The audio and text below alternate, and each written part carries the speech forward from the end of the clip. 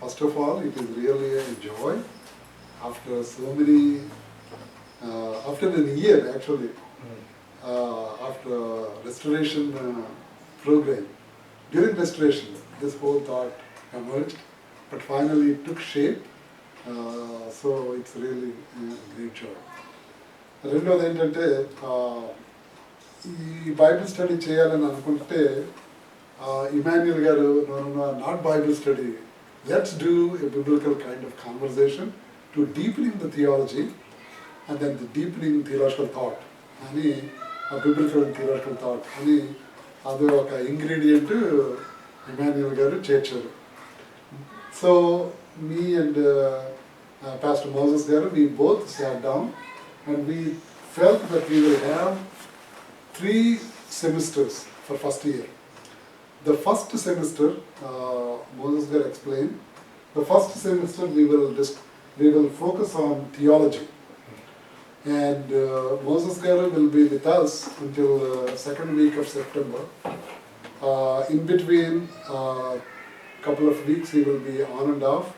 During that time I will fill in, and then after September second week we will take 1 or 2 weeks break. Then we will start the second semester. That will be October, November, a part of September, October, November. That I will deal with the church history, post-apostolic era of the church history. And then in the third semester, we will discuss about ecclesiology, eschatology, and on end times. We will discuss about that, end times in eschatology. That also, Pastor Moses and me, we are planning to have at least a dozen sessions on prophecy, book of Daniel, and then also Revelations, and second coming. All that is another segment, a big segment, that will be from January, February until April, May.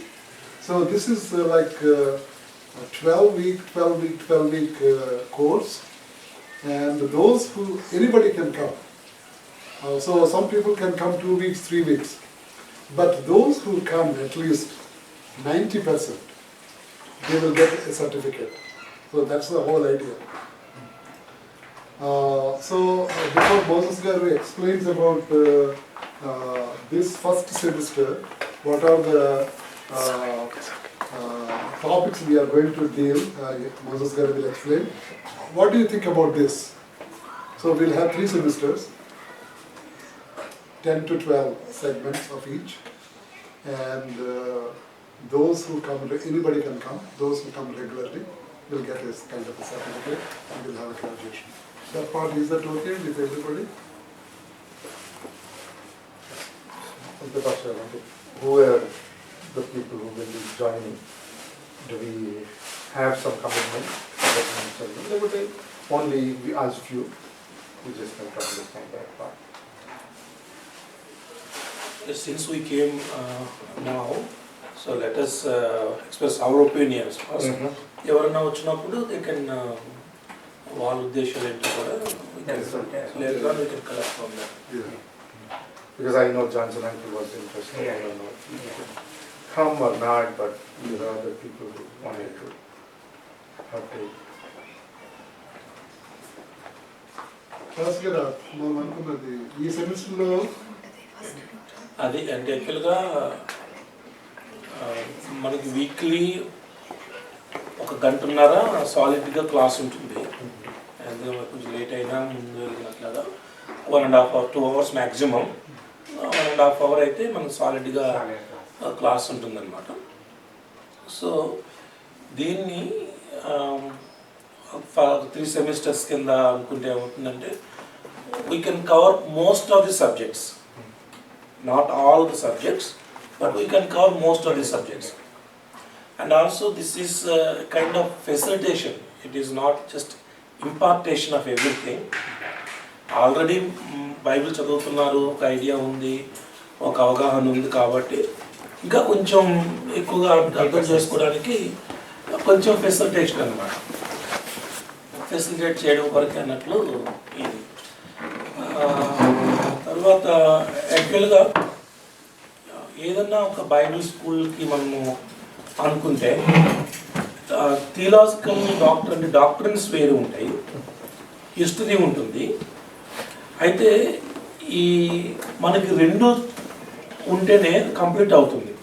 అంటే కేవలము థియలాజికల్గా మాత్రమే ఉంటే Bible మనకు అర్థమవుతుంది, కానీ historical view పాయింట్లో మనం బైబిల్ని ఎక్స్ప్లెయిన్ చేయడానికి కానీ అది మనం అర్థం చేసుకోవడానికి కానీ కష్టమవుతుంది హిస్టరీ లేకపోతే.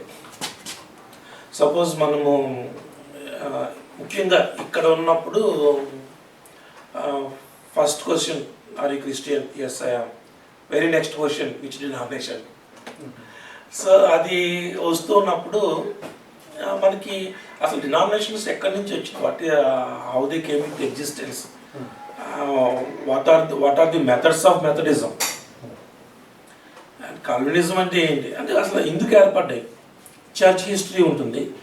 సో ఈ హిస్టరీని థియాలజీని రెండు మనం చేసుకోవాలంటే కొంచెం మనకి ఎక్కువ సమయమే అవసరం పడుతుంది అనమాట. అయితే ఈ థియాలజీ పార్ట్ వరకు మేమిద్దరము ఉన్నప్పుడు జరుగుతుంది. హిస్టరీ పాస్టర్ గారు ముఖ్యంగా అది హిస్టరీలో కూడా రెండు ఉంటాయి. ఒకటి history with in the Bible, అది అపోస్తలుల వరకు కూడా, ప్రీ అపాస్టలిక్ ఏరా, పోస్ట్ అపాస్టలిక్ ఏరా అంటే AD 100 నుంచి ప్రజెంట్ డే వరకు ఉన్న చర్చ్ హిస్టరీని అంతటినీ ఒక్క భాగంగా మనము చూసుకుంటే, ఈ ప్రీ అపోస్టలిక్ ఏరా ఎందుకు ముఖ్యమంటే టు అండర్స్టాండ్ అట్లీస్ట్ ద ఎపిసిల్స్, ఒక పత్రిక దాని ఆరిజిన్ ఏంటి. ఇప్పుడు రోమీలకు రాసిన పత్రిక అంటాం. సో రోమన్స్ మధ్యన చర్చ్ స్టార్ట్ చేసింది ఎవరు, అసలు ఎందుకు ఆ పత్రికను రాయాల్సి వచ్చింది, లేకపోతే గలతీయులు కట్టి when the church in Galatia was started, by whom it is started, and why Paul wrote that epistle, and what are the problems that they are facing in those days. ఇదంతా అది చర్చ్ హిస్టరీ కింద వస్తుంది, కానీ అది pre అపాస్టలిక్ ఈరా అన్నమాట. Post అపాస్టలిక్ ఈరా almost 1900-2000 years అది ఉంటే pre apostolic ఈరా అది. అంటే ఒక రకంగా ఈ ప్రీ అపోస్తలిక్ ఈరా అంతా మనకి అపోస్తల కార్యాలు వచ్చేస్తుంది. ఈ అపోస్తల కార్యాలు it's like a bridge between the gospels and the epistles. మనకి అపోస్తల కార్యాలు హిస్టరీ అర్థం కాకపోతే ఆ చర్చెస్ ఎందుకు వచ్చినాయి, ఎగ్జిస్టెన్స్లోకి ఎందుకు వచ్చినాయి, ఎందుకు అవతరాలు రాస్తారు అనేది కూడా మనకి అంతగా అర్థం చేసుకోలేకపోవచ్చు. సో హిస్టరీని దీన్ని చేసుకుంటూ ఇంకొక బర్నింగ్ ఇష్యూ ఏంటంటే, because we're in the end times, ఎస్కటాలజీని ఒక ప్రత్యేకంగా డిస్కస్ చేయాలి అనేది. అంటే it's also part of theological స్టడీస్కి వస్తుంది, కానీ ఎస్కటాలజీని కొంచెం విస్తృతంగా, అందులోని ఎస్కటాలజీలో కూడా of course there are different opinions about pre ట్రిబులేషనా, మిడ్ ట్రిబులేషనా, పోస్ట్ ట్రిబులేషనా, ఇట్లాంటి డిఫరెంట్ ఒపీనియన్స్ ఉన్నా, అంటే ఇది ఒక ఎగ్జాంపుల్, ఇట్లాంటివి ఉన్నా ఇదేంటంటే కలిసి మనం స్టడీ చేసుకోవడానికి kind of more exchange of our use, not establishing any doctrine, existed doctrine or the new doctrine, అది ఉద్దేశం కాదు. కానీ ఏంటంటే ఆల్రెడీ మనకున్న కొన్ని ఐడియాస్ ఏమన్నా ఉంటే కనుక వాటిని కొంచెం ఎలాబొరేట్ చేసుకోవడానికి ఇది చేసుకోవాలన్నమాట. By the way this is యాండీ, ఈ క్లాసెస్ గురించి ఇంట్రెస్ట్ కలిగి కనెక్టికట్ నుంచి వస్తున్నాడు ఆయన. న్యూ జెర్సీ చర్చ్లో లాస్ట్ వీక్ నేను అనౌన్స్ చేస్తున్నప్పుడు సో ఆయన ఇంట్రెస్ట్ కలిగి వస్తుంది అనమాట. సో ఇది దీంతో పాటు ఈరోజు అనుకుంటూ later we will explain what are the major doctrines that we are going to discuss during the theology. దాంతో పాటుగా ఏమైనా మనం ఇంట్లో ఒక సర్టిఫికేట్ కూడా ఇష్యూ చేయాలనుకున్నాం కనుక ఏమైనా ఒక నేమ్ కూడా మనం ఏదైనా సజెస్ట్ చేసుకుంటే బాగుంటుంది అని ఒక ఆలోచన వచ్చింది. అది ఏమైనా అనుకున్నామా, లేకపోతే నేను ఒక సజెస్ట్ చేశాను. అంటే నేను ఇక్కడ క్లాసెస్ చేసిన ఇది హార్వెస్ట్ ఇన్స్టిట్యూషన్ పెడుతున్నాము. ఎందుకు హార్వెస్ట్ అనే పేరు నేను చూస్ చేసుకున్నానంటే గాడ్స్ వినియార్డ్లో దేవుని పొలంలో చాలామంది పనిచేస్తున్నారు. చివరిలో పనిచేయడానికి వచ్చిన వాళ్ళు హార్వెస్టర్స్. విత్తే వాళ్ళు ఉన్నారు, నాటే వాళ్ళు ఉన్నారు, నీళ్ళు పోసే వాళ్ళు ఉన్నారు, అన్నీ అయిపోయింది. ఆఖరిలో కోత కోసే వాళ్ళని. So since this is end times and we're preparing for the end time harvest. So harvest అనే మాట ఎక్కడన్నా ఇంక్లూడ్ అయితే అది బాగుంటుందేమో అనేది నేను ఎక్స్ప్రెస్ చేశాను. అదే సమయంలో ఎవరైనా మనం ఏదైనా ఒక పేరు చేసుకోవచ్చు. It's kind of partnership ministry. ఒక సజెషన్ అండి, అటెండెన్స్ తీసి ఫస్ట్ టైంకి వచ్చిన వాళ్ళకి A+. టైం కూడా అటెండ్ అవ్వడం మాత్రమే కాదు, టైంకి అటెండ్ అవ్వడం కూడా. టైంకి వచ్చిన వాళ్ళకి A+, మిగతా లేట్గా వచ్చే వాళ్ళకి C-. అంటే యాక్చువల్గా ఒకటి మరి మొత్తమే రారు అయితే యాక్చువల్గా ఒకటి ఏంటంటే one of us will be in charge, and that person without making this an issue, observing and then taking preparing a list every time who is coming.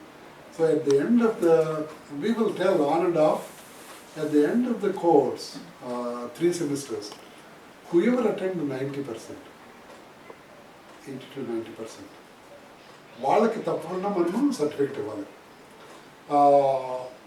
Those who come irregular or just come once in a while, we did not give certificate to them, so that we will encourage those regular people. And at least at the end of the year, if we can produce solid half a dozen or 10 grads from this group, that would be fabulous. What do you think? There is one problem that arises. మనము ఎప్పుడైతే ఒకరికి ఉంటాయనేది just ఒక brief introduction కింద చెప్పుకోవాలనుకుంటే, ఈ doctrinal survey అంటారు biblical డాక్ట్రిన్స్ని. మోస్ట్ ఆఫ్ ది బైబిల్ స్కూల్స్లో అంటే నేను 6 నెలలు బైబిల్ స్కూల్ టీచ్ చేశాను. ఇంకా షార్ట్ టర్మ్ అంటే ఆఫ్రికాలో 40 days ట్రైనింగ్ టీచ్ చేసాము, 30 days ట్రైనింగ్ టీచ్ చేసాము, అలాగే 4 years వరకు టీచ్ చేసాము.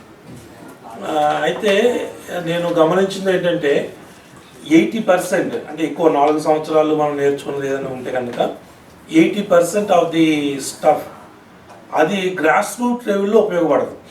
ఒక గ్రామంలోకి వెళ్ళి సువార్త చెప్పడం కొరకు 80% బైబిల్ స్కూల్లో ఉపయోగపడదు. ఉంటుంది, ఇక్కడ ఉంటుంది ఫర్దర్ స్టడీస్కి వెళ్ళడానికి, కానీ ఇట్లా ఎప్పుడైనా ఒక ఇంటలెక్చువల్ టాక్లో మనం మాట్లాడడానికి కానీ అది తప్పకుండా అవసరమే. కానీ రెగ్యులర్ బేసిస్లో అవసరమయ్యేది 20% ఉంటుంది పెద్ద బైబిల్ కాలేజీలో నేర్చుకునేది ఏదైనా కానీ. అయితే నేను బైబిల్ క్లాస్ ఇట్లా స్టార్ట్ చేయాలనుకున్నప్పుడు ముఖ్యంగా ఎవరిని దృష్టిలో పెట్టుకున్నామంటే, ఇండియాలో ఎక్కువ మంది 95% of the pastors they were not seminary trained, maybe 98% they were not seminary trained. కానీ but they were genuinely call, the commitment is genuine. ఒక వ్యక్తిని రక్షణలో నడిపించడం వరకు వాళ్ళకి తెలుసు, వాళ్ళ సాక్ష్యం చెప్పో లేదా అద్భుతాలు ఏదో ఒక స్వస్థత కార్యం ప్రభు వాళ్ళ పట్ల ఏదో స్వస్థత జరిగించో ఎట్లాగో వాళ్ళు ప్రభువులోకి వస్తున్నారు, మారుమనసు పొందుతున్నారు, బాప్తిసం పొందుతున్నారు. బాప్తిసం పొందిన తర్వాత చాలామంది పాస్టర్లు ఏంటంటే అమ్మయ్య నా పని ఇక్కడ అయిపోయింది అని they are going for the new soul.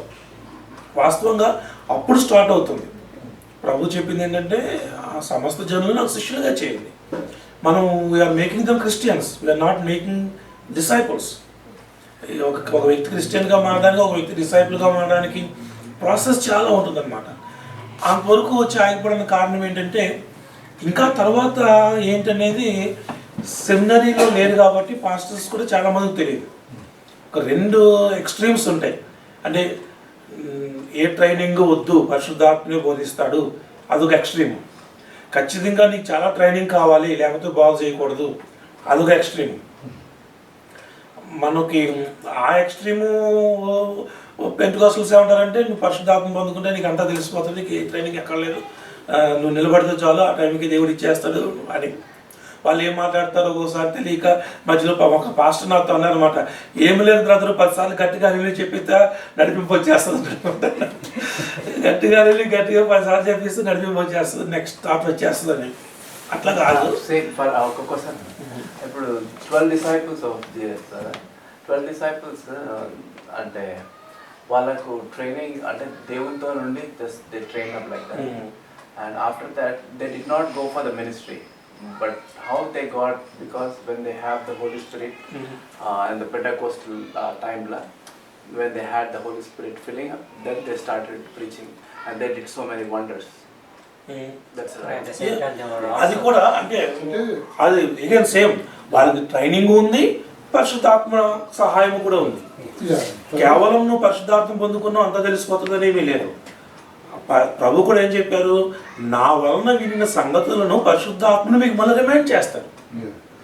If they didn't learn anything, ఈ రిమైండ్ చేయడానికి ఏమీ లేదు అక్కడ పరిశుద్ధాత్మకి. మీరు నా వలన విన్న సంగతులు పరిశుద్ధాత్మ వచ్చినప్పుడు మీకు బోధిస్తారు, వాళ్ళు అర్థమయ్యేటట్లుగా చేస్తారు. But just to clarify one thing, when my grandfather, అంటే మీరు పెంటికోస్టల్ అన్నారు కనుక, మా grandfather one of the founders of IPC, Indian Pentecostal Church, Kerala కుంభనాడులో బైబిల్ స్కూల్లో both wife and husband has to go for Bible training. మా అమ్మమ్మ Bible training అయింది, మా తాతయ్య, then he went to Tamil Nadu as a missionary. So every pastor and his wife. అయితే ఇప్పుడు కొంచెం మారిపోయింది. ఇప్పుడు ఏంటంటే దేవుడు ఇప్పుడు సేవ వేరే గురించి కానీ రావడము. golden days. అంటే అఫ్ కోర్స్ నేనేమి బైబిల్ కాలేజీకి పోలేదు, కానీ నేను నేర్చుకున్నాను. ఎక్కడైనా అవకాశం ఉన్నప్పుడు, ఎట్లాంటి అవకాశం ఉన్నప్పుడు నేను నేర్చుకున్నాను. నేను స్టడీ చేశాను. నేను ఎవరైనా బోధిస్తున్నారంటే వీళ్ళు కూర్చునేవాడిని, నేను నేర్చుకున్నాను. సో నేర్చుకున్న వాటిని పరిశుద్ధాత్ముడు, మీరు నా వలన విన్న సంగతులు పరిశుద్ధాత్మకి బోధిస్తారు. సో వాళ్ళు తప్పకుండా పరిశుద్ధాత్మ లేకపోతే మనకు అర్థం కాదు. అదే సమయంలో బోధ కూడా మనకు అవసరం. అందువల్ల ఏదైనా ఇది ఒక ఎక్స్ట్రీము, అదొక ఎక్స్ట్రీము. అంటే అసలు ఏమీ అక్కర్లేదు, బోధ అక్కర్లేదు, కేవలం నువ్వు పరిశుద్ధాత్మ పొందుకుని నీకు అంతా తెలిసిపోతుంది అనుకునేది ఒక ఎక్స్ట్రీము. ఒకటి ఏంటంటే నువ్వు నేర్చుకుంటే సరిపోతుంది, పరిశుద్ధాత్మ లాంటిది ఇంకేమీ లేదనేది అదొక ఎక్స్ట్రీము. మనం ఆ ఎక్స్ట్రీములో లేము, ఈ ఎక్స్ట్రీములో కూడా లేము. We need both. And also one more thing, actually Jesus' disciples sat with Jesus 3.5 years. And so that's like MD only, 3.5 years. That's like teaching at the guru's, teachers' feet, and they learn. ఇప్పుడు మనం చెప్పుకునే సబ్జెక్ట్స్లో కూడా యేసు ప్రభు teachings నుంచి చాలా ఉంటాయి. ఇప్పుడు ప్రతిదీ కూడా అఫ్కోర్స్ సొటీరియాలజీ అన్న ఒక సబ్జెక్ట్ మనం డిస్కస్ చేసుకోబోతున్నాము. సొటీరియాలజీకి మెయిన్ రోమన్స్ మనకు చెప్తుంది అనుకున్నా కానీ దానికి బేసిక్స్ అన్ని టీచింగ్స్ ఆఫ్ జీసస్. సో ఏ డాక్టర్ని అయినా ఈ start with the teaching of Jesus, then it was explored by the teachings of the apostles. Basics లేకుండా యేసుప్రభు దాన్ని ప్రూవ్ చేయకుండా అపోస్తులేది ఎక్స్ప్లోర్ చేయలేదు. ప్రతిదాని రూట్ యేసుప్రభు బోధల్లో మనకు రూట్స్ కనిపిస్తూ ఉంటాయి. మనకి ఏ డాక్టర్ని రూట్ అయినా ప్రభు బోధల్లోనూ. కాబట్టి ప్రభు మాటలు ఉంటున్నాయి, అపోస్తుల బోధ కూడా మనకు ఉంటుంది అన్నమాట. సరే, మనం మెయిన్ డిస్కస్ చేసుకునేది ఏంటంటే ఈ డాక్టరల్ సర్వేలో ఈ 80% ఉపయోగపడదు, 20% ఉపయోగపడుతుంది అనుకున్న దాన్ని ఇట్లా మనం షార్ట్ టర్మ్ కాలేజీల్లో క్లాసెస్లో చెప్పుకున్నది ఏం జరుగుతుందంటే 80% ఉపయోగపడుతుంది. ఆప్టిమమ్ యూటిలైజేషన్ జరుగుతుంది ఇక్కడ. సో దాని కొరకు దృష్టి పెట్టుకుని and also giving and birds view of the Bible. ఇంకా ముందు అనుకున్నట్లుగా ఇంపార్టేషన్ కాదు. ఇంపార్టేషన్ అంటే నాకున్న సిద్ధాంతం అంతా నీ బుర్రలో పెట్టడం కాదు. ఇది మీకు ఆల్రెడీ ఉన్న దానిని కొంచెం ఫెసిలిటేట్ చేయడం. ఇందాక పాస్టర్ గారు జ్ఞాపకం చేశారు, నపుంసకుడు బైబిల్ చదువుతూ ఉంటాడు, యెషయా గ్రంథం చదువుతున్నాడు. వెనుక ఫిలిప్ పరిగెత్తి అడుగుతాడు, నువ్వు చదివేది నువ్వు గ్రహిస్తున్నావా అని. ఎవరన్నా నాకు దారి చూపకపోతే నేను ఎట్లా గ్రహిస్తాను? సో చదువుతున్నాడు, చదివేవానికి కొంచెం దారి చూపించాలి.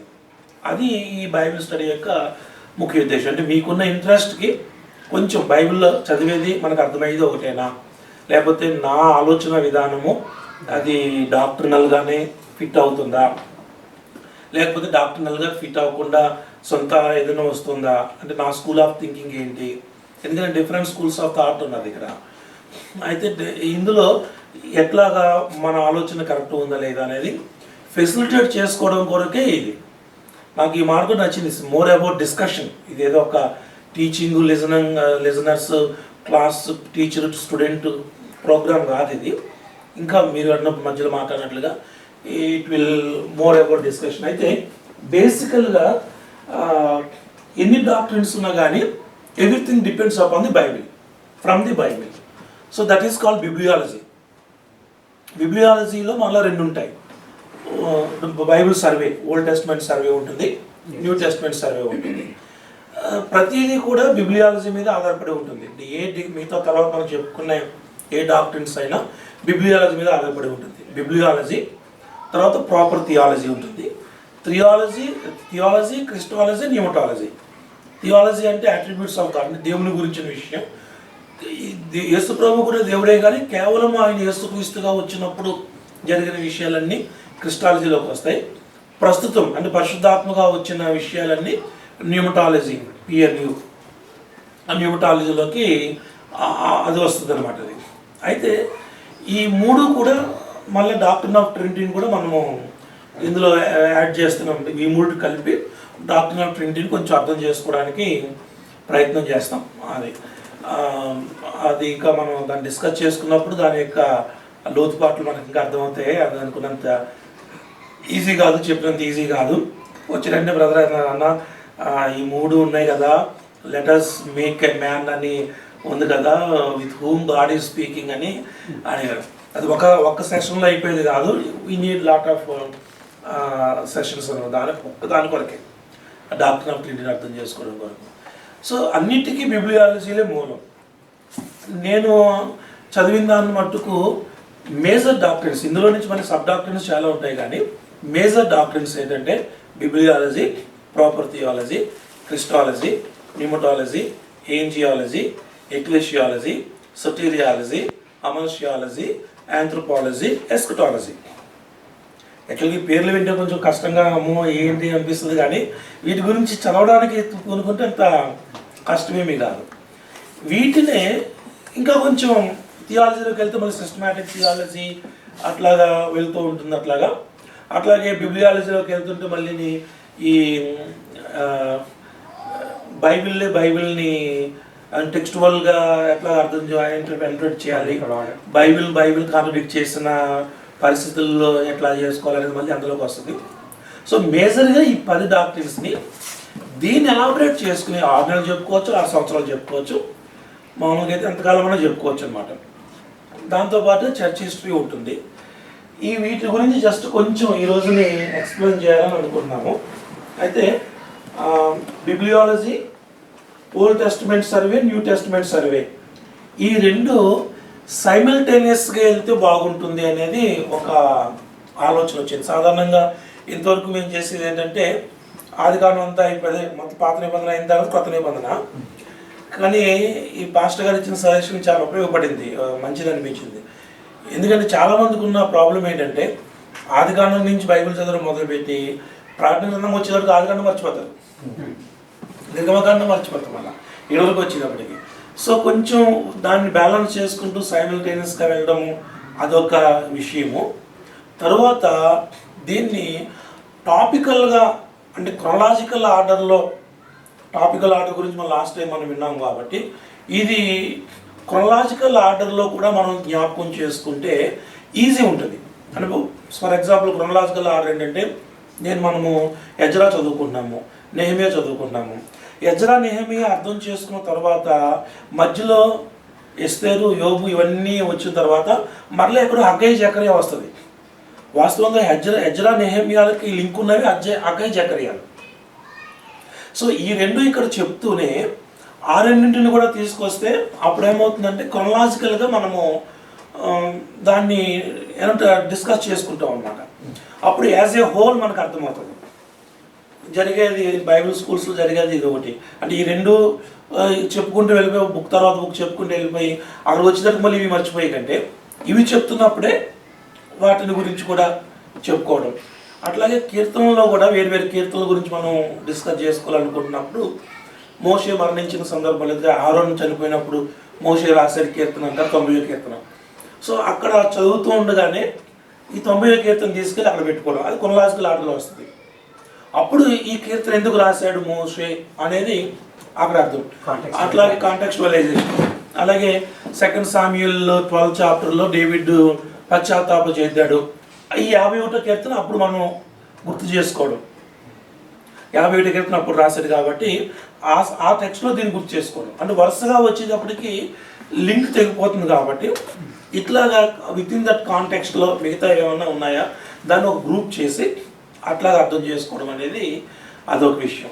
సో ఈ 10 మేజర్ డాక్ట్రిన్స్లోనూ ఈ ఫస్ట్ సెమిస్టర్లో ముఖ్యంగా bibliology, old testament survey, new testament survey. దీన్ని ఎట్లాగంటే ఒకవేళ మనం కూర్చున్నప్పుడు నెక్స్ట్ వీక్ నుంచి కనీసం మనకి వారం వస్తే కనుక 2 పుస్తకాలు అవుట్లైన్స్ అన్నమాట. ఒక బుక్ యొక్క అవుట్లైన్ ఏంటి, ఒక పుస్తకాన్ని ఒక ఎడ్వర్డ్ విలియమ్స్ గారు ఆయన నాకు నచ్చిన టీచర్స్ అంటే ఒక పుస్తకం వివరించేటప్పుడు ఒక నక్షల్లో దాన్ని ఇవ్వడానికి ఎసెన్స్ ఇవ్వడానికి ప్రయత్నం చేస్తారు. మీరు నా స్టైల్ కూడా మీరు గ్రహించుంటారు. ఏదైనా ఒక బుక్ చెప్పడానికి లేదా ఒక విషయాన్ని చెప్పడానికి ఉన్నప్పుడు దాన్ని ఇవ్వడానికి అది చాలా ఉపయోగపడుతుంది అది. సో అట్లాగున బైబిల్లో పాత నిబంధన 39 పుస్తకాలకి నేను డెవలప్ చేశాను with the help of different helps అన్నమాట. నేనేదో చేసింది కాదు కానీ డిఫరెంట్ టూల్స్, మీకు ఆ టూల్స్ కూడా చెప్తాం. తర్వాత మీకు కూడా ఏమన్నా ఉంటే మీరు కూడా దాన్ని చేసుకోవచ్చు. అండ్ సింపుల్గా the whole book of Genesis 50 చాప్టర్స్ని if you allow me for 1 hour I can teach you so that you can remember all the 50 chapters forever. అలాగే నిర్గమకాండానికి. సో ఇది బిబ్లియాలజీలో ఒక్కొక్క పుస్తకాన్ని గురించి మనం వెళ్తున్నాం. ఒక పుస్తకాన్ని తీసుకుని సంవత్సరం బైబిల్ స్టడీ కాదు. మన హిమాయల్ గారు అన్నారు ఇది ఒక బుక్ స్టడీ చేయడం లేదు.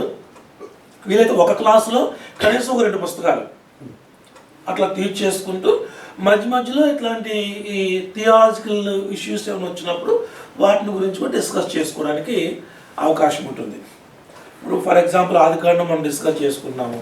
ఆదికాండం డిస్కస్ చేసుకుంటుంటే సరే మొదట్లో సృష్టిక్రమం వచ్చింది. సృష్టిక్రమం రాగానే అక్కడ మళ్ళీ కొంచెం చాలా డౌట్లు వస్తాయి. భూమి మనకు 6000 సంవత్సరాల చరిత్ర అన్నారు, భూమి చాలా సంవత్సరాల చరిత్ర ఉంది కదా అని. అక్కడ వెంటనే ఒక గ్యాప్ థియాలజీ, ఒక థియాలజికల్ ఇష్యూ ఒకటి వస్తుంది మధ్యలో. ఎట్లా వచ్చింది గ్యాప్ థియాలజీ చదువుతున్నప్పుడు మనము మన పోలిక చొప్పున తర్వాత బాబిల్ టవర్ దగ్గర మనము దిగిపోయి వారి మనము అంటే ఎవరు అని మనం డిస్కస్ చేసుకున్నప్పుడు మళ్ళీ ఒక థియాలజికల్ ఇష్యూస్ వస్తుంది. అంటే డిఫరెంట్ థియాలజికల్ ఇష్యూస్ మెయిన్ టెక్స్ట్ని క్రాస్ అవుతూ ఉంటాయి. మెయిన్ టెక్స్ట్ బైబిల్ మనం ఆదికాండం నుంచి ప్రకటన గ్రంథం వరకు వెళుతూ ఉన్నప్పుడు మనం చెప్పుకున్న ఈ 10 థియాలజీస్ కూడా డాక్టర్స్ కూడా క్రాస్ అవుతూ ఉంటాయి. ఎక్కడైనా క్రాస్ అవుతున్నప్పుడు అక్కడ కొంచెం ఆగి దాన్ని కొంచెం వివరించడం. భూమి నిరాకారముగాను శూన్యముగాను ఉండి దేవుని ఆత్మ జనములపై అల్లాడుచుండెను. It's the beginning of pneumatology. యాక్చువల్గా న్యూమటాలజీ యొక్క ఎక్స్ప్లోరేషన్ అంతా మనకు అపోస్తల కార్యాలు ఉంటుంది. కానీ దాని బిగినింగ్ ఎక్కడుంది, ఆరిజిన్ ఎక్కడుంది, ఇక్కడ ఉంది. సో దీన్ని కొంచెం మెన్షన్ చేస్తాం, అక్కడ వివరంగా చెప్పుకుంటాం. అట్లాగే ఏదైనా ఈ మెయిన్ టెక్స్ట్ని డిఫరెంట్ డాక్ట్రిన్స్ క్రాస్ అవుతూ ఉన్నప్పుడు దాన్ని ఆగి కొంచెం ఎక్స్ప్లెయిన్ చేయడం అనేది అది కొంచెం ఉపయోగకరంగా ఉంటుంది అనేది. ఇవి మేము రాసుకున్నాం అంటే కదా పాస్టర్ గారు. One clarification. ఇప్పుడు పాస్టర్ మోసెస్ గారు 10 డాక్ట్రిన్స్ అన్నారు కదా. we only choose 10 doctrines. So those who are here and also those who are listening, for you there is a clarification. Systematic theology though, the number of doctrines are 17. And then within systematic some denominations say, oh, they also add few more doctrines, 22 like that. But actual core doctrines are like 17. దానిలో మేము ఏం చేసామంటే ఏది మనకి most important అనేవి ఒక 10 to 12 తీసుకున్నాం. So this is the kind of clarification for everyone, so that people student think that మేము 10 ఉంటాయని చెప్తున్నాం అనుకోవద్దు. ద యాక్చువల్ సిస్టమాటిక్స్ అంటే the theology is known as systematics. Systematics meaning it's a systematic. The systematic approach of biblical studies. See, for example, in the brother Andy, he said, I'm reading Genesis 1 and I stuck with Genesis 1 and another. That could be negative and positive. Negative in sense, I stuck there. I cannot move forward. That's a negative. The positive is, if you could understand Genesis 1 and 2, you know the whole Bible, you know whole theology. Why? Genesis 1 and 2 are foundation.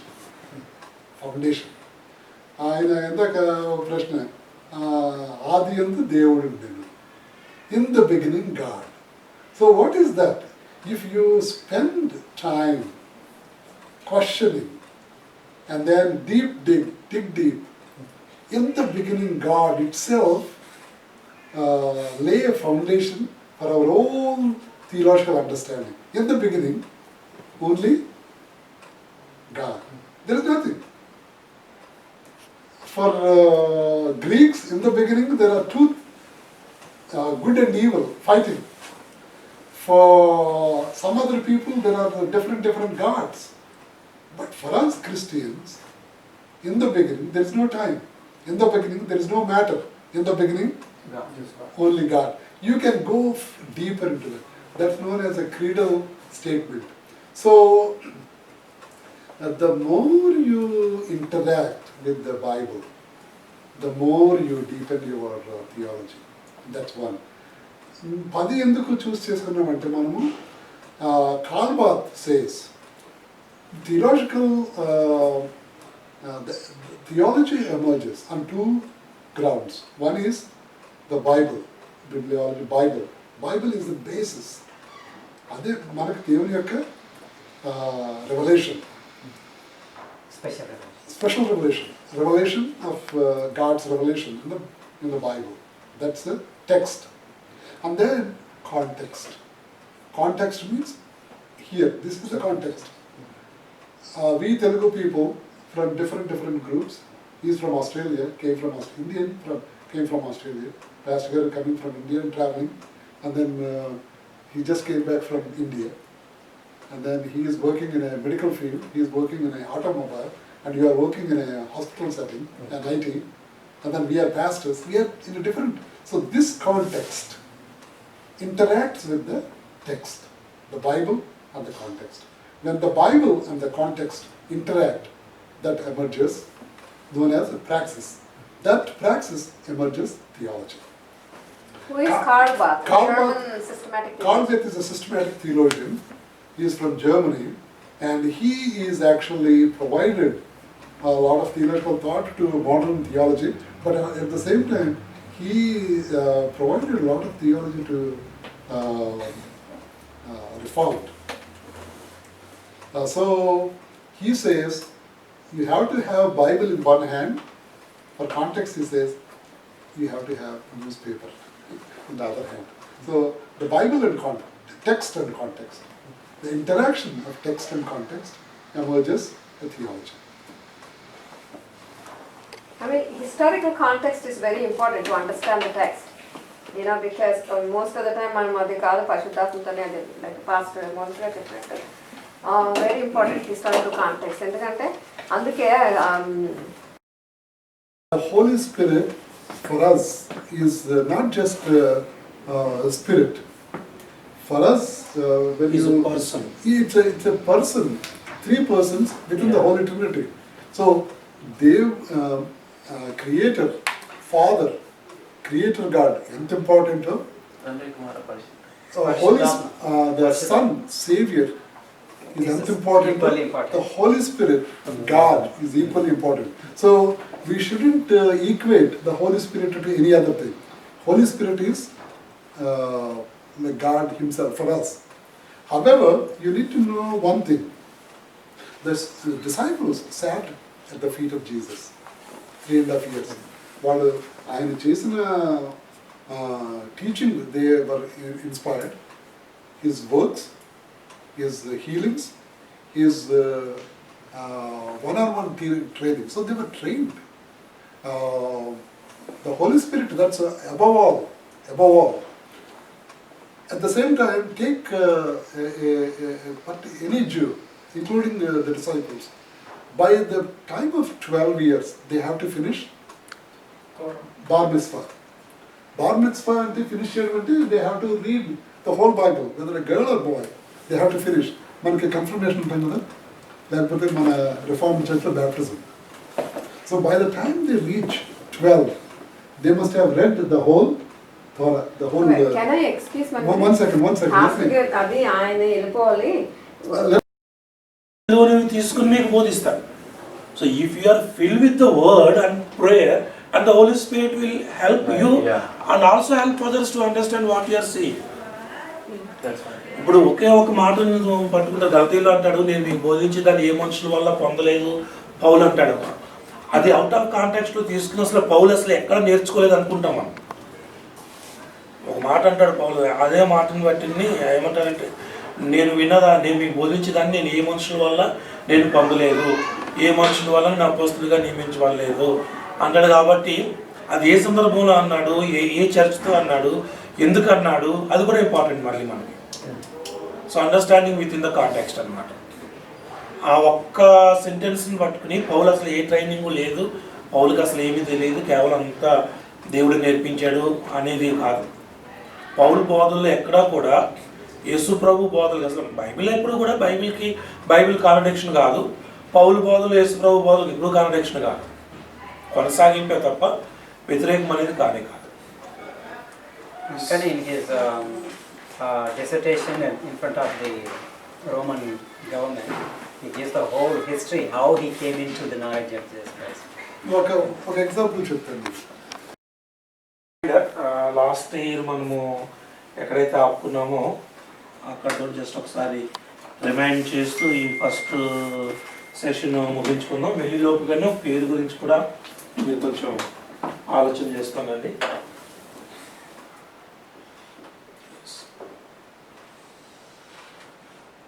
ఒకవేళ ఈ time line మనం చూసుకుంటే known human history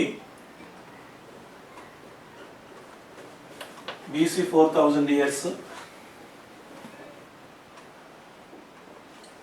మనం ఏది 2019లో ఉన్నాము. ఇది మనకి మానవ చరిత్ర బిబ్లికల్గా తెలుసున్న హ్యూమన్ హిస్టరీ, అంటే యాడమ్ వరకు కూడా మనము వెళ్తే కనుక హ్యూమన్ హిస్టరీ. క్రియేషన్ ఎప్పుడు అనేది అది మళ్ళీ తర్వాత అది వస్తుంది. అయితే ఇక్కడ నుంచి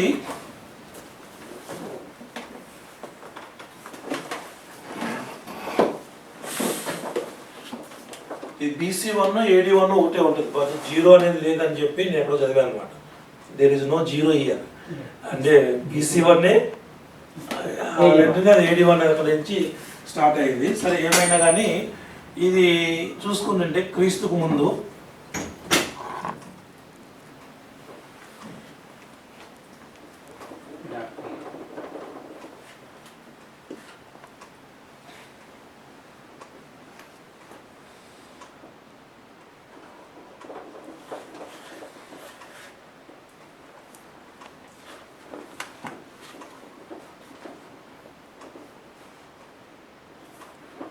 మొత్తం బైబిల్ రచించిన కాలాన్ని మనం అర్థం చేసుకోగలిగితే క్రీస్తు పూర్వం 4వ సంవత్సరం 4000 సంవత్సరంలో మానవ చరిత్ర యొక్క ఉనికి ఇంచుమించు BC 4004 అని ఎగ్జాక్ట్గా చెప్తారు. ఈ లెక్కలన్నీ ఎలా తెలుసు అంటే ఇంచుమించు మనం రాజు ఎన్ని సంవత్సరాలు పరిపాలించాడు, ఎన్ని సంవత్సరాలు ఉన్నాడు, వాటిని బట్టి అట్లా వెనక్కి వెళ్ళి ఏదో ఒక డేట్ చెప్తారు.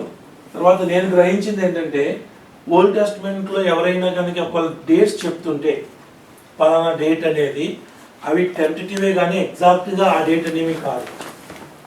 నేను ఒక ప్రీచర్ని నేను ఒక డేట్ చెప్తాను, ఈయన ఒక ప్రీచర్ ఇంకొక డేటు, అంటే ఇయర్ అదే ఒక సంవత్సరం అటు ఇటులో చెప్తారు. నేను చెప్పింది కరెక్టా, ఆయన చెప్పింది కరెక్టా అనే క్వశ్చన్ వస్తే ఎవరు చెప్పింది కరెక్ట్ కాదు, అది కరెక్ట్ కాదు, ఇది కరెక్ట్ కాదు.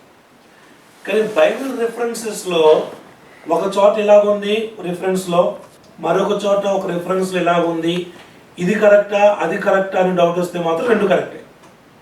So if it is from the Bible both are correct, if it is from the history maybe both are wrong. టెంటేటివ్గానే ఉంటుంది తప్ప ఎగ్జాక్ట్గా ఉండకపోవచ్చు. సరే, ఈ BC 1500 సంవత్సరంలో ఫస్ట్ బుక్ మోసెస్ రాశాడు. అయితే యోబు కూడా ఇంచుమించు ఆ కాలానికి చెందినవాడే.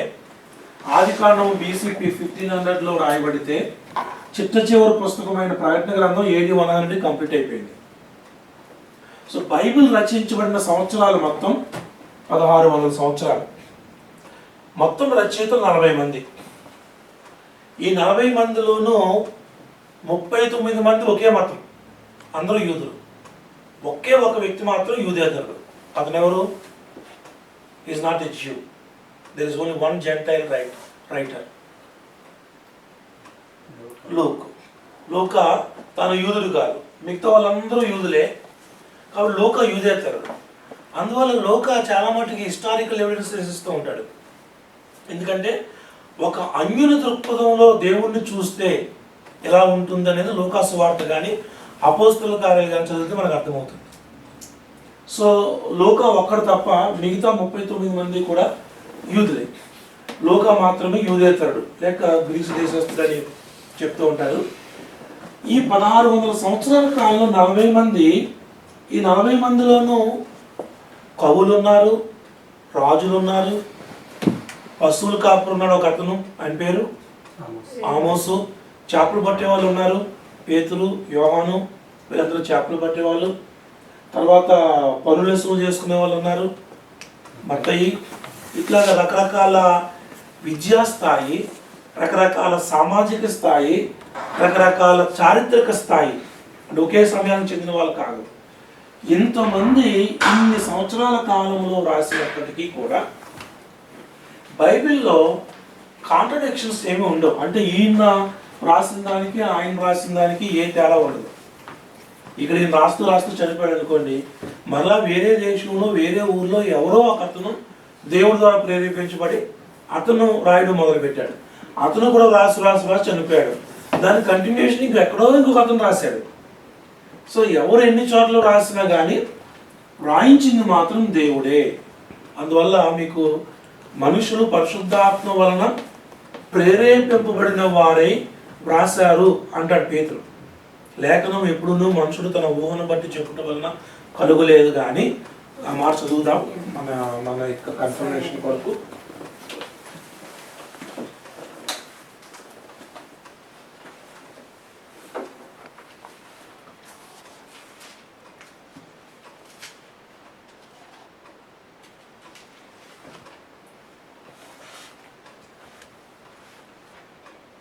పేతురు రెండవ పేతురు 1:21.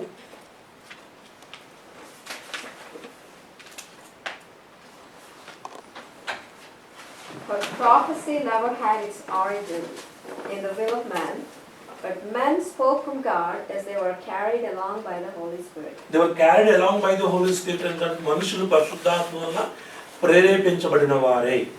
యాక్చువల్గా మనుషులు పరిశుద్ధాత్మ వలన నింపబడిన వారే.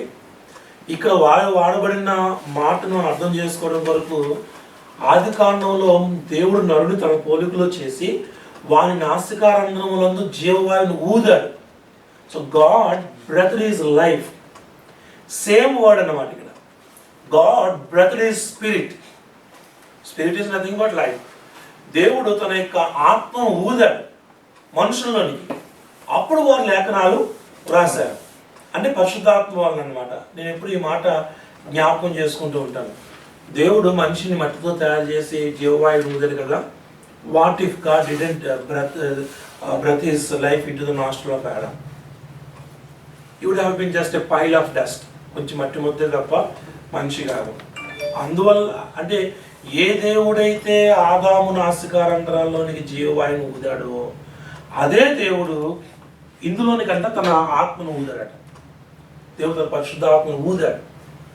అందువల్ల ఇది మామూలు పుస్తకం కాదు. చాలా పుస్తకాలు ఉన్నాయి ప్రపంచంలో.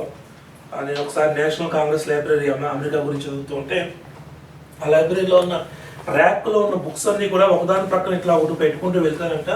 1200 మైళ్ళు ఉంటుందట. అన్ని పుస్తకాలు ఉండొచ్చు. కానీ if you find any book, you will find some pages and letters. But the specialty regarding this book is, this book not only contains pages and letters, but there is life behind these letters. ఈ letters వెనక life ఉంది. ఎలా వచ్చింది? పరిశుద్ధాత్మను దేవుడు ఊదాడని రాయబడుతుంది. మనుషులు పరిశుద్ధాత్మ వలన ప్రేరేపించబడిన వారై, వారి మీద పరిశుద్ధాత్మ ఆదాములోనికి ఎట్లాగైతే ఊదాడో, దేవుడు పరిశుద్ధాత్మను ఊదినప్పుడు వారు ఆ ప్రేరేపణ కలిగి మాటలు రాశారు. కాబట్టి ఇది ఎక్కడ కాంట్రడిక్షన్ మనకు కనిపించదు. సో బైబిల్ గ్రంథము క్రీస్తు పూర్వం 1500 సంవత్సరంలో రాయడం ప్రారంభించబడి క్రీస్తు శకము 100వ సంవత్సరానికి పూర్తి చేయబడింది. ఇందులో చాలా పుస్తకాలు మధ్య మధ్యలో వచ్చినాయి. అయితే కాననైజేషన్, బిబ్లికల్ కాననైజేషన్లో మిగిలినవి మాత్రమే మనకు 66 పుస్తకాలు ఉంటాయి. ఈ కాననైజేషన్ అనేది ఎందుకు జరిగింది, ఎప్పుడు జరిగింది అనేది బహుశా చర్చ్ హిస్టరీలో వాటిని డీల్ చేసుకోవచ్చు. కానీ చాలా పుస్తకాలు ఎగ్జిస్టెన్స్లోకి వచ్చినా కానీ ఈ 66 పుస్తకాలు 40 మంది రాశారు. 1600 సంవత్సరాల కాలంలో BC 1500 నుంచి AD 100 వరకు మాత్రమే బైబిల్ గ్రంథం రాయబడింది. అయితే ఇంతకు ముందు జరిగినవి వీళ్ళకి ఎలా తెలుసు? ఎవరో ఆయన అడిగారట, ఏమండి దేవుడు మట్టిలో నుంచి ఆదామును చేస్తున్నప్పుడు మీ మోషే దగ్గర నుంచి చూసారా? ఎందుకంటే ఆదికాండం ఎవరు రాశారు? మోషే రాశాడు. ఎప్పుడు రాశాడు? 1500లో. అంటే జరిగిపోయి ఎంతకాలం అయిపోయింది? 2500 ఇయర్స్ అయిపోయింది. సో 2500 ఇయర్స్ ముందు జరిగిన సంగతి మోషేకి అట్ట తెలుసు. మోషే అట్ట రాశాడు అని అడిగారట. సరే, ఆయన కొంచెం కోపంగా ఆయన ఇచ్చిన జవాబు ఏంటంటే, సరేలే బ్రదరు కాసేపు పక్కన పెట్టు, నువ్వేదో ఆ జీవపరిణామ సిద్ధాంతాన్ని ఎవల్యూషన్ థియరీ నమ్ముతున్నావు కదా, మరి కోతి నుంచి మనిషి పుడుతున్నప్పుడు మీరు డార్విన్ ఏమో చూసారా పక్క నుంచి అని అడిగాడంట. అందువల్ల డార్విన్ ఏమో చూడలేదు. అయితే లాస్ట్ మీకు జ్ఞాపకం మనం చెప్పుకున్నాం, 2 రకాలుగా జరిగి ఉండొచ్చు. ఒకటి, ఇక్కడ ఆదాము దగ్గర నుంచి మోషే వరకు లింక్, ముఖ్యంగా అబ్రహాము ఇశ్రాయేలుకి మూల పురుషుడు, ఆదాము దగ్గర నుంచి అబ్రహాం వరకు ఇద్దరు లింక్ అంతే. ఎందుకంటే ఆదాము మెతూషెల వరకు బ్రతికాడు, మెతూషెల నోవాహు వరకు బ్రతికాడు, నోవాహు అబ్రహాం వరకు బ్రతికాడు. నోవాహు స్వామి మీరు చూసుకుంటుంటే అబ్రహాము పుట్టేటప్పుడు నోవాహు బ్రతుకున్నాడు. మనం చరిత్రలో బైబిల్ లెక్కలు కడుతూ ఉంటుంటే, అంటే మధ్యలో ఒక్క మెతూషెల నోవాహు ఇద్దరు ఉంటే మొత్తం హిస్టరీ అంతా ఎక్కడి నుంచి ఎక్కడి వరకు వచ్చేసింది? ఆదాం దగ్గర నుంచి అబ్రహాం వరకు హిస్టరీ వచ్చేసింది. అబ్రహాం వరకు హిస్టరీ వచ్చిన తర్వాత అది ఫ్యామిలీ హిస్టరీ కింద అయిపోయింది. సో ఏం జరిగిందంటే ఆ తాత దగ్గర నుంచి ఒక కథ, ఇది మధ్యలో 2 లింకులు ఉంటే సరిపోతుంది. మీకు అమెరికాలో ద రూట్స్ అనే బుక్ ఉంటుంది, ప్రతి బ్లాక్ అమెరికన్ ఇంట్లో కూడా ఉంటుంది. ఎలెక్స్ హేలీ అని ఆయన రాసిన పుస్తకం, ఆ పుస్తకం పేరు ది రూట్స్. అది అమెరికన్ హిస్టరీ అందులో ఉంటుంది. యాక్చువల్గా నాకు అమెరికాలో సివిల్ వార్ ఏంటి, హిస్టరీ ఏంటి అనేది నేను ఆ పుస్తకం చదివితే నాకు బాగా అర్థమైంది అనమాట. ద రూట్స్ అనేది అదేంటంటే అసలు బ్లాక్స్ అమెరికాలోకి ఎలా వచ్చారు, ఎక్కడి నుంచి వచ్చారు, ఈ స్లావరీ ఎలా జరిగింది అనేది ఒక అతను, ఎలెక్స్ హేలీ అనే అతను 1920sలో తన ఫ్యామిలీ హిస్టరీని తెలుసుకోవాలని చెప్పి వెనక్కి వెళ్ళి తను పరిశీలన చేసిందనమాట.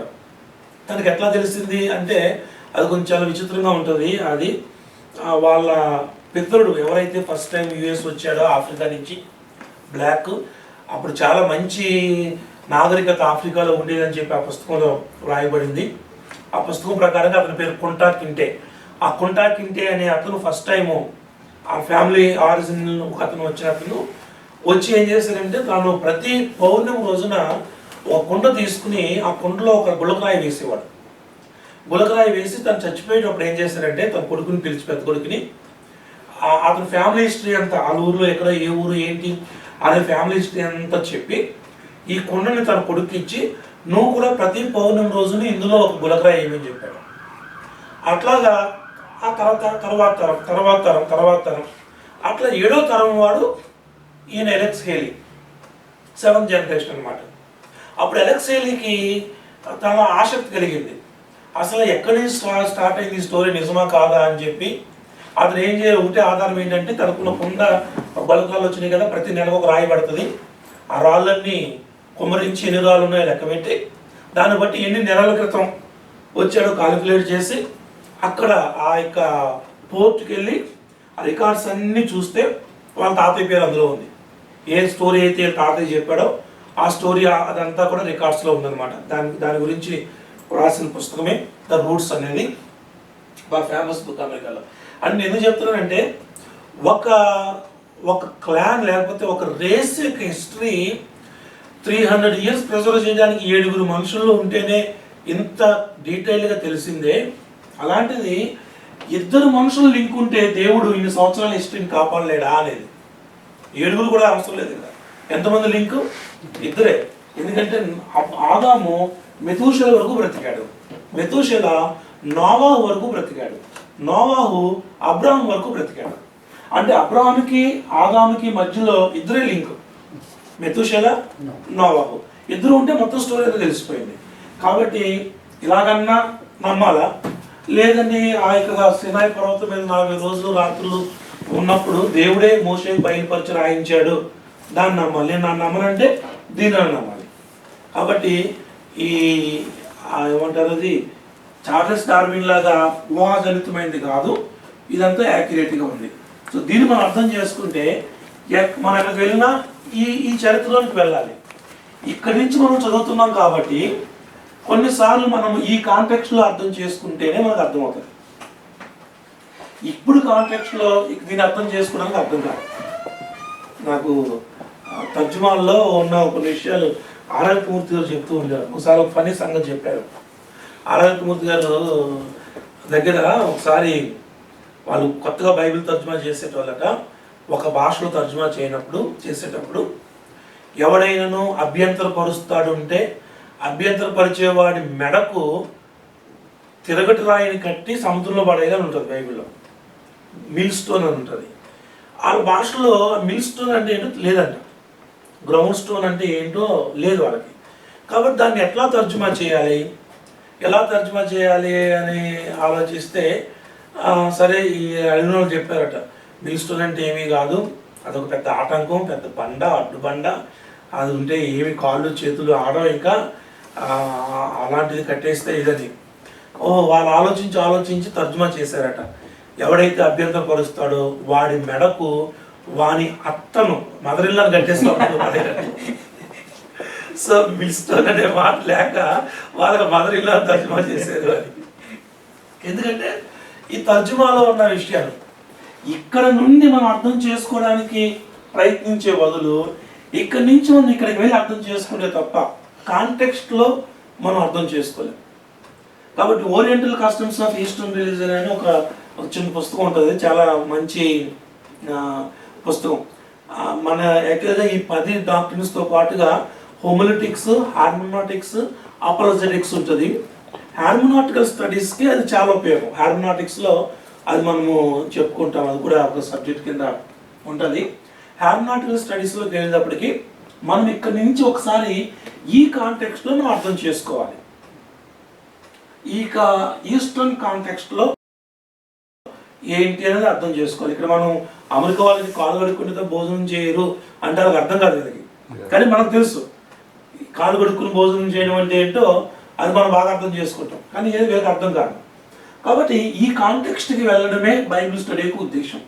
చర్చిలో మనం ఇక్కడే నేర్చుకుంటాం, బైబిల్ స్కూల్లో కానీ బైబిల్ స్టడీలో కానీ ఒకసారి మనం ఈ కాంటెక్స్ట్లోకి వెళ్ళి దాన్ని మనం అర్థం చేసుకుని ప్రయత్నం చేస్తాం. అప్పుడు ఎగ్జాక్ట్గా ఎందుకు ఆ మాట చెప్పబడింది అనేది మనకి ఇంకా కొంచెం వివరంగా తెలియడానికి అవకాశం ఉంటుంది.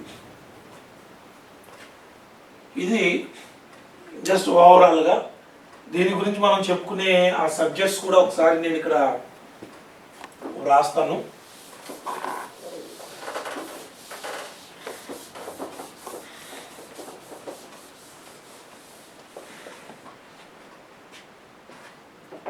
మనం ముఖ్యంగా జ్ఞాపకం చేసుకునేది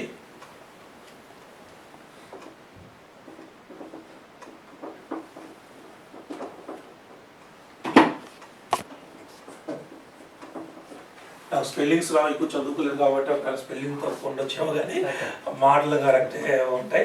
బిబ్లియాలజీ యాక్చువల్గా కొంతమంది అంటారు మేము థియాలజీ చదవలేదని, ఇందాక పాస్టర్ గారు దాని గురించి డిస్కస్ చేసుకుని మేము థియాలజీ చేయలేదండి, థియాలజీ చదవలేదండి అని. ఆలజీ అంటే స్టడీ, థియోస్ అంటే గాడ్, థియాలజీ అందరం చేస్తున్నాం, ప్రతి ఆదివారం మనం చేసేది వచ్చి theology. We're studying of God, we're studying about him. మనం ఆయన అర్థం చేసుకోవడం ప్రయత్నం చేస్తున్నాం. సో సింపుల్గా చెప్పుకోవాలనుకుంటే అది థియాలజీ. సో బిబ్లియాలజీ ఇది స్టడీ ఆఫ్ ది బైబిల్.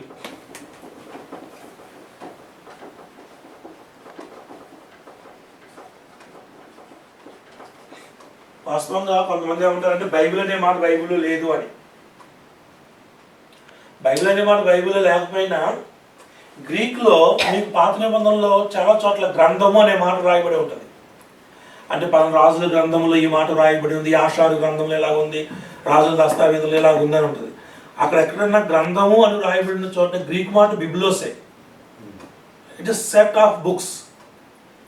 అది గ్రంథము లేక పుస్తకముల సముదాయము. సో బిబ్లియాలజీ అనేది స్టడీ ఆఫ్ ది బైబిల్. ఇది మనం మెయిన్గా ఈ ఫస్ట్ సెమిస్టర్లో ఫోకస్ చేసేది. ఇందులో మనకి ఉండేది ఏంటంటే ముఖ్యంగా ఇందులో వచ్చేది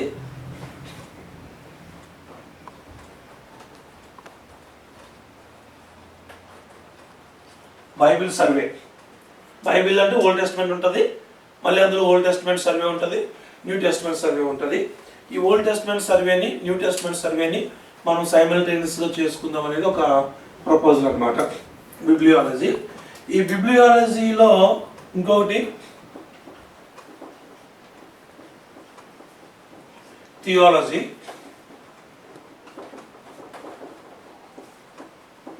క్రిస్టాలజీ,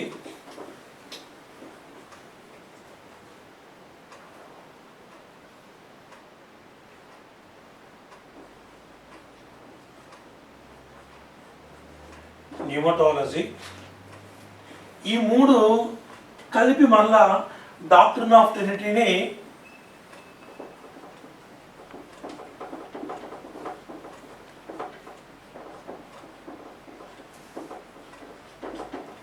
దీన్ని కూడా మనము డిస్కస్ చేసుకోబోతున్నాం. ఈ డాక్ట్రిన్ ఆఫ్ ట్రినిటీలో ఈ మూడు వస్తుంది. అంటే ప్రాపర్ థియాలజీ అంటే స్టడీ ఆఫ్ గాడ్,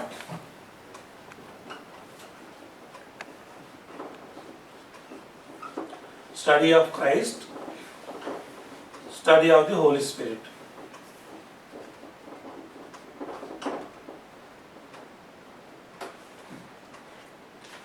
Pneumatology అంటే study of the Holy Spirit, Christology అంటే study of Jesus Christ, theology అంటే స్టడీ ఆఫ్ గాడ్. ఈ మూడు కలిపి డాక్ట్రిన్ ఆఫ్ ట్రినిటీలోకి మళ్ళీ మనము అది మళ్ళా ఇది ఒక సబ్జెక్ట్ కింద మనం జ్ఞాపకం చేసుకోబోతుంటాం. తర్వాత యాక్చువల్గా ఓల్డ్ టెస్ట్మెంట్లో ఎక్కువ, న్యూ టెస్ట్మెంట్లో కూడా ఉండే ఒక సబ్జెక్ట్ ఏంటంటే మధ్యలోది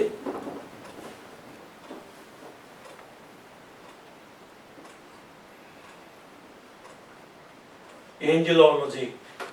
ఈ అంటే దేవదూతల్లో వాళ్ళ పరిస్థితి ఏంటనేది ఇది ఎక్కువ మనం ఏమి చెప్పం, కానీ యోగ గ్రంథంలో కొంత ఉంటుంది, తర్వాత కొత్త నిబంధనలో కొంత ఉంటుంది. వీళ్ళ యొక్క పరిస్థితి ఏంటి అనేది దానియేలు పుస్తకంలో కొంతమంది ఇది స్టడీ ఆఫ్ ఏంజల్స్.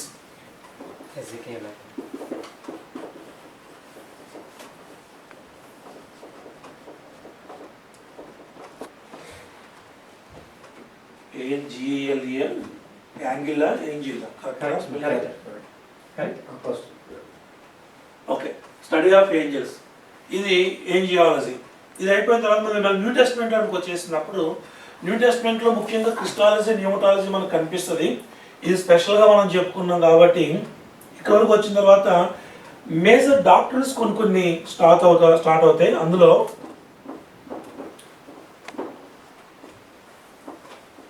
సోటేరియాలజీ. దానికంటే ముందు సోటేరియాలజీ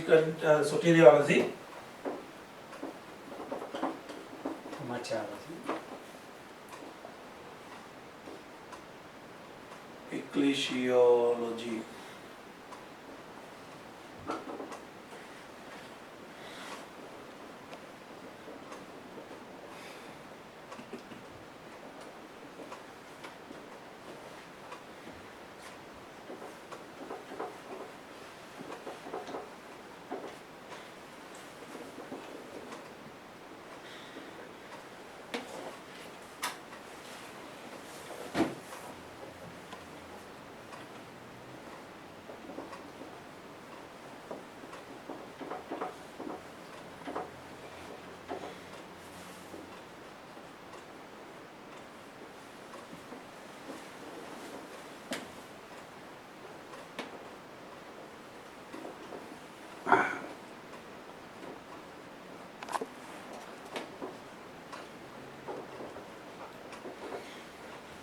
ఎక్లీషియాలజీ, ఎక్లీషియా అంటే చర్చ్, ఎక్లీషియాలజీ అంటే study of the churches, church history. అందులో అపాస్టలిక్ ఈరా ఉంటుంది, పోస్ట్ అపాస్టలిక్ ఈరా కూడా, రెండు సెపరేట్గా మనం ధ్యానం చేసుకోబోతున్నాం. అపాస్టలిక్ ఈరాలో మొత్తం పత్రికలన్నీ వచ్చేస్తాయి. ఈ పోస్ట్ అపాస్టలిక్ ఈరాలో present church history, different denominations అన్నీ ఎట్లాగా ఎగ్జిస్టెన్స్లోకి వచ్చేవి అనేది ఇక్కడ ఉంటుంది అన్నమాట.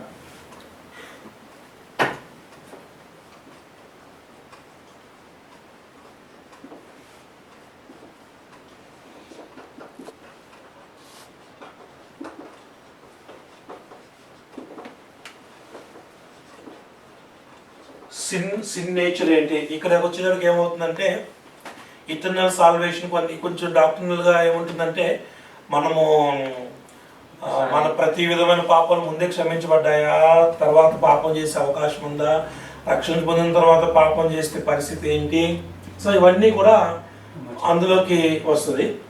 తర్వాత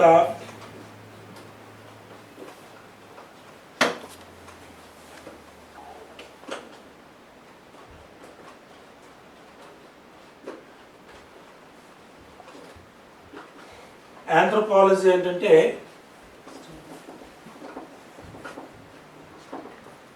హిస్టరీ అంటే హ్యూమన్ హిస్టరీ. ఇందులో ఓల్డ్ టెస్టిమెంట్ ఆంథ్రోపాలజీకి వెళ్ళేటప్పటికి డిఫరెంట్ జనాంగాలు ఎలా వచ్చినాయి అంటే అమ్మోనీలు అంటే ఎవరు, మొయాబీలు అంటే ఎవరు, హెరోదీలు అంటే ఎవరు, అసలు వాళ్ళు ఎక్కడి నుంచి వచ్చారు, తర్వాత లిబీలు వేరు వేరు చాలామంది ఉంటారు కదా, వాళ్ళు ఎక్కడెక్కడి నుంచి వచ్చారు అనేది ఓల్డ్ టెస్టిమెంట్ ఆంథ్రోపాలజీకి వెళ్తే, న్యూ టెస్టిమెంట్ ఆంథ్రోపాలజీకి వచ్చేటప్పటికి స్టడీ ఆఫ్ మ్యాన్, మన గురించి మనము స్టడీ చేసుకోవడంలో అంటే బాడీ, మైండ్ అండ్ స్పిరిట్, అవి న్యూ టెస్టిమెంట్లో అది ఆరోపణ తీసుకుంటూ ఉంటుంది అన్నమాట.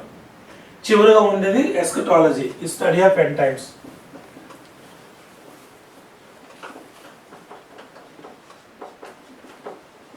పాస్టర్ గారు, మనము డాక్టర్ ఆఫ్ క్రియేషన్ కూడా పెడదాం. డాక్టర్ ఆఫ్ క్రియేషన్ మీకు ఇక్కడ general థియాలజీలోనే, Christology, theology, nutrology, Genesis లోనే ప్రారంభంలో వచ్చేస్తుంది, కానీ అది కూడా ఆఫ్టర్ డాక్టర్ ఆఫ్ ట్రినిటీ ఇక్కడే.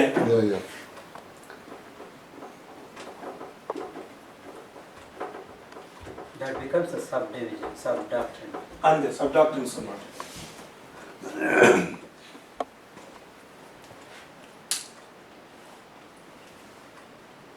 ఇంకోటి ఏంటంటే నేను ఫస్ట్ టైము ఈ పేర్లు వింటున్నప్పుడు అమ్మ మనకు సంబంధించింది కాదు, ఇదేదో అనిపించింది, కానీ ఒక్కోదాన్ని వివరించుకుంటుంటే ఇదేనా అనిపిస్తుంది.